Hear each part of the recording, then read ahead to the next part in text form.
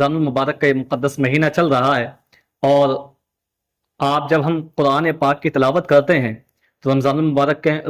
المبارک کے اس مقدس مہینے میں بہت سے لوگوں نے کئی مرتبہ قرآن پاک کو پڑھا ہوگا، لیکن آپ اس بات کو یاد رکھیں کہ قرآن پاک میں 14 مقامات پر سجدہ تلاوت ہے، جن کو کرنے کے بعد میں، یعنی جن کو پڑھنے کے بعد میں ہمیں سجدہ کرنا واجب ہوتا ہے۔ اگر کوئی قرآن پاک کی تلاوت سن رہا ہے، اس سننے والے پر بھی سجدہ تلاوت واجب ہوتا ہے۔ اب سجدہ تلاوت کرنا کس طریقے سے ہے، بہت سے لوگوں کا یہ سوال رہتا ہے۔ میں آپ کو بتاؤں، سب سے پہلے ہمیں جو ہے نیت کرنی ہے سجدہ تلاوت کی کس طریقے سے کریں۔ نیت اس طریقے سے کرنی ہے، نیت کی میں نے سجدہ تلاوت کی، یا میں سجدہ تلاوت کی نیت کرتا ہوں یا کرتی ہوں، یہ دونوں حضرات کے لیے ہیں، یعنی مرد بھی اس نیت کو کر سکتے ہیں اور عورت بھی کر سکتے ہیں۔ ویسے نیت تو جو ہے وہ دل کے ارادے کا نام ہے، یعنی ہم نے دل میں عہد کر لیا، ارادہ کر لیا کہ ہمیں اب جو ہے سجدہ تلاوت آ گیا ہے، آیت سجدہ آ گئی، اب ہمیں یہ سجدہ کرنا ہے۔ تو سجدہ جو کرنا ہے ہمیں، نہ تو ہمیں ہاتھ اٹھانے ہیں جس طریقے سے نماز میں ہاتھ اٹھاتے ہیں اللہ اکبر،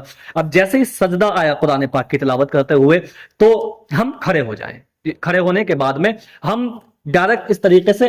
اللہ اکبر کہتے ہوئے ہم 3 مرتبہ ایسے اللہ اکبر سبحان ربی الاعلی سبحان ربی الاعلی سبحان ربی الاعلی کم از کم 3 مرتبہ پڑھیں، اور ہو سکے تو 5 مرتبہ پڑھ لیں، زیادہ سے زیادہ 7 مرتبہ اس تسبیح کو پڑھیں۔ پھر پڑھنے کے بعد میں تسبیح سیدھا کھڑا ہو جانا ہے، اس طریقے سے سیدھا کھڑا ہونے کے بعد میں جس طریقے سے ہم قرآن پاک کی تلاوت کر رہے تھے اب ہم ویسے ہی قرآن پاک کی تلاوت کریں۔ اب ایک مسئلہ اور سن لیجئے، اگر ہم بیٹھ کر کے قرآن پاک کی تلاوت کر رہے ہیں اور ہم یہ چاہتے ہیں کہ ہم اٹھے نہیں، یعنی اٹھے نہیں، وہ بیٹھے بیٹھے ہم سجدہ کر لیں، مثال کے طور پر ہم قرآن پاک اس طریقے سے پڑھ رہے ہیں، یا بہت سے بھائی اس طریقے سے قرآن پاک کی تلاوت کرتے ہیں، یا کوئی اس طریقے سے قرآن پاک کی تلاوت کرتا ہے، یعنی جس انداز میں بھی قرآن پاک کی تلاوت کرتا ہے تو ہم اس طریقے سے